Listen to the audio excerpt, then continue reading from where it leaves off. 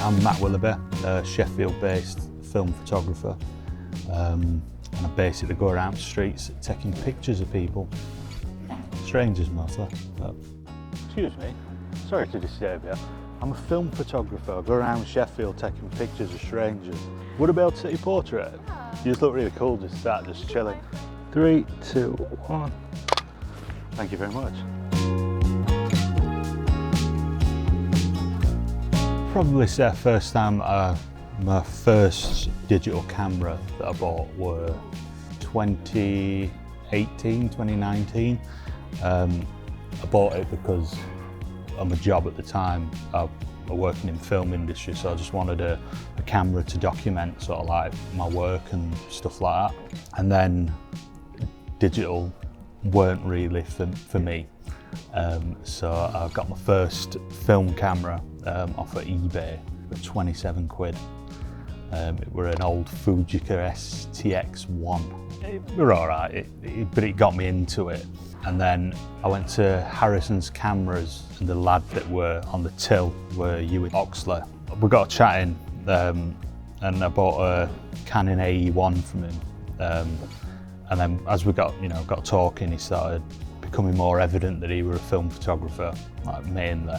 So we got chatting and we got talking about Hasselblad, which I've always wanted an Hasselblad, but I can't afford one.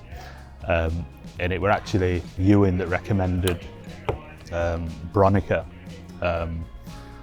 So I picked one of these up on his recommendation, and it's just great, man. It's just sick. And then I bought the Rolleiflex to accompany it. And this is my main sort of street shooter. Majority, 90% of portraits that I do is on this, and this is more studio sort of vibes.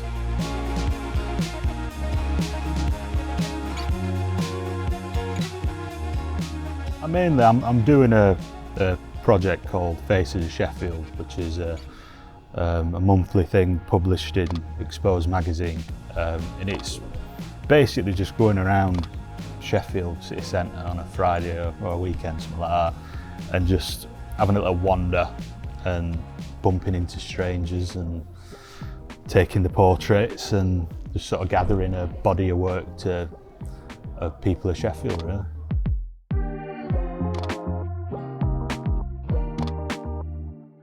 I walk around and I sort of trust my gut on it, really, because I don't just want to just go up to any randomer and just ask it. It's got to be something about them.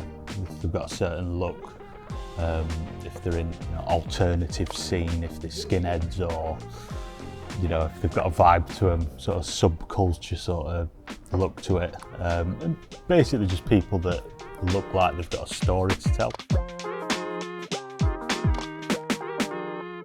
Something I struggle with, it's social anxiety, talking to people. I don't like crowds, I don't like large gatherings of people like that. I'd say it pushes me to sort of come out of my comfort zone a bit.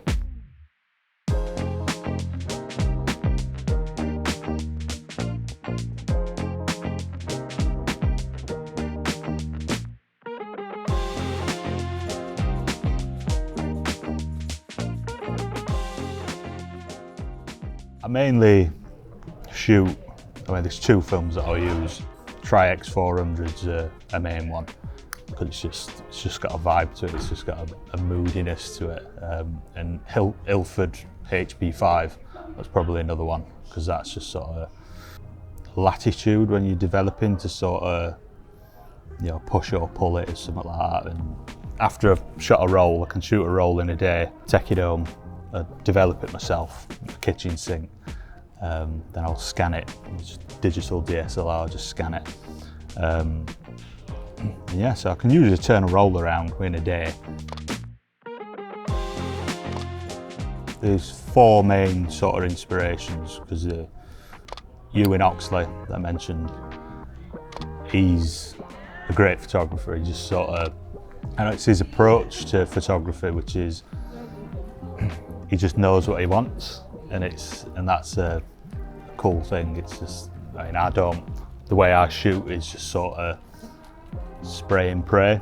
sort of thing and hope for the best. But Ewan's sort of approach to photography is quite analytical. He knows what he's doing, he knows what he wants. So the second one, probably Chris Saunders. I've known Chris for years. I was in a band with him when I was about 18. He's just as good a guitar player than he is a photographer. And he's photographed everyone. His portrait of David Lynch is incredible. Reverend in the Makers, the one where John's going like that, and the portrait that he did of Richard Hawley, Jarvis Cocker and Alex Turner all together.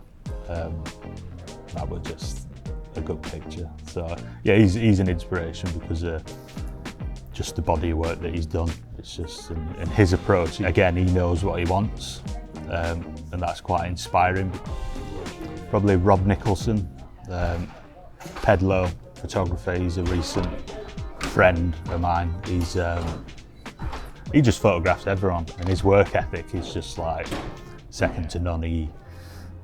The amount of the body of work that he turns out is just incredible. So his work ethic is something that's inspiring to me.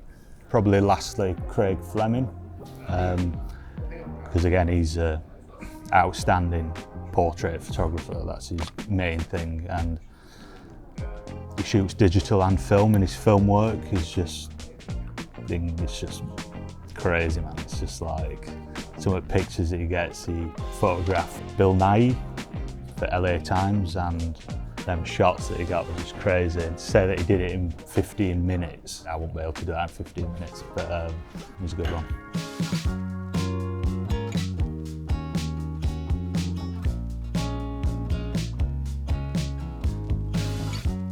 My Faces of Sheffield project, I'd like to eventually turn that into a book or a zine, or have a little exhibition or something, just, you know, Faces of Sheffield.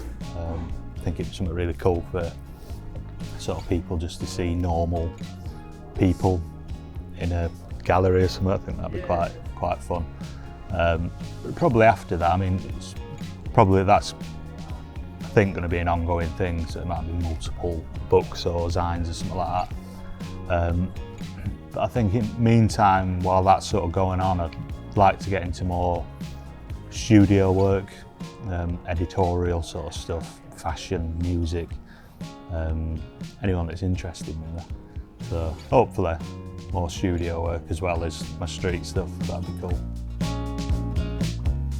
The way I work when it comes to street portraits is, a lot of people have asked me before, like, how you approach people for a portrait, and because it's not a natural thing to do and people get quite anxious about it.